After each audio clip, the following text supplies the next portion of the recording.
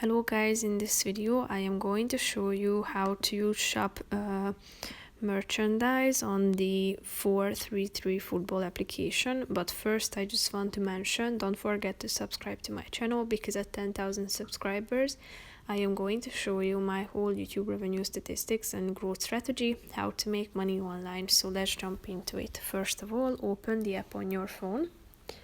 Then you should scroll down after you're at your home page till you find this section